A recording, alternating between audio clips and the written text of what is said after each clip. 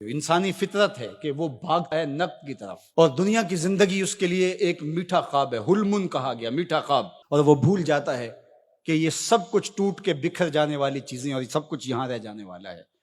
دنیا اس کو میٹھی لگتی ہے، دل آویز لگتی ہے، اور اس دل آویزی میں اتنا کھو جاتا ہے کہ وہ اپنے مقصد زندگی سے منحرف ہو جاتا ہے۔ جو اس کا مقصود حیات تھا، جس کے لیے اس کی تخلیق ہوئی ہے، اس سے وہ پھر جاتا ہے۔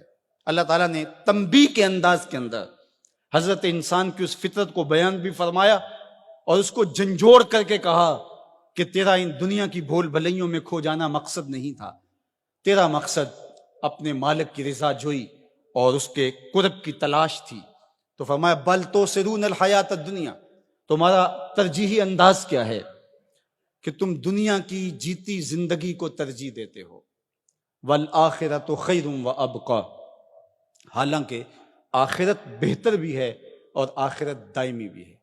نہ ختم ہونے والی زندگی ہے آخرت، کبھی ختم نہیں ہوگی۔ یہ دنیا جتنی بھی ہو، ایک آدمی 100 سال بھی زندگی پائے تو پھر بھی تو موت ہی ہے۔ حضرت موسیٰ علیہ السلام کے پاس جب قبض روح کے لیے اسرائیل آئے تھے تو پوچھا کدھر آئے ہو؟ کہا قبض روح کے لیے آیا ہوں۔ تو انہوں نے تھپڑ لگا دیا تھا، فلطم علی وجہہ۔ تو واپس چلے گئے تو کہا مالک ایک ایسے شخص کے پاس بھیجا جو مرنا ہی نہیں چاہتا۔ تو کہا پھر جا میرے بندے کے پاس اور اسے کہہ کہ ایک بیل کی پشت پہ ہاتھ رکھیے گا اور جتنے بال نیچے آئیں گے اتنی عمر بڑھا دیں گے۔ حاضر خدمت ہوئے، پوچھا کہ پھر دوبارہ آگے ہو؟ کہا کہ بس آپ کے عمر کے اضافے کا سندیسہ لے کر آیا ہوں، کسی بیل پہ ہاتھ رکھیے گا، جتنے بال نیچے آئیں گے اتنی عمر بڑھا دی جائے گی۔ تو بولے پھر کیا ہوگا؟ کہا پھر موت۔ کہا اگر پھر بھی ہے تو ابھی روح قبض کر دو، 100 سال بھی جئیں گے تو پھر بھی موت ہے۔ موت ہے ہنگامہ آرا کلزم خاموش میں، ڈوب جاتے ہیں سفینے موج کی آغوش میں۔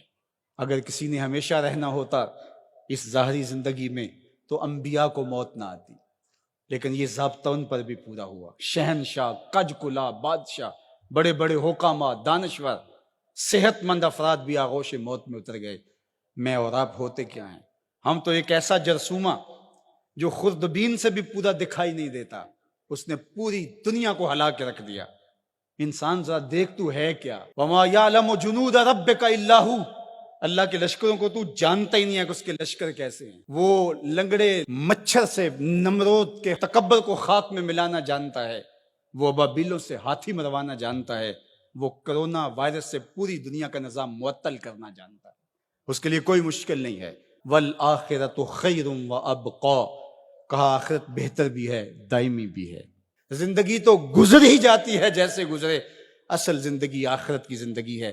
خندق کھودتے صحابہ پر پیار آیا تو یہی کہا اللہ زندگی وہی ہے جو آخرت کی زندگی ہے، میرے انصار کو بھی بخش دے، میرے مہاجروں کو بھی بخش دے۔ یہ زندگی اچھی بنا لیں، میں نہیں آپ کو روکتا، گھر بھی اچھا بنا لیں، گاڑی بھی آپ کے پاس اچھی ہونی چاہیے، اچھا کھائیں اچھا پہنے، بالکل نہیں روکتا، شریعت بھی منع نہیں کرتی، لیکن یہ چیزیں اگر آخرت کے سودے پر ہوں، آخرت کو برباد کر کے حاصل کی جائیں تو یہ خسارے کا سودا ہے۔ اور اگر آخرت کا کچھ نہیں بگڑتا اور دنیا کی زندگی بھی سنورتی ہے تو یہ راستے ملتے ہیں، ہمارا دین ہمیں راستہ دیتا ہے۔ تو آئیے یہ جہاں بھی سوار لیجئے، وہ جہاں بھی سوار لیجئے، میں اور آپ ایک ایک سانس اللہ کے لیے، اس کے رسول کے لیے بسر کریں۔ ہم جئیں تو اس کے لیے، ہم مرے تو اس کے لیے۔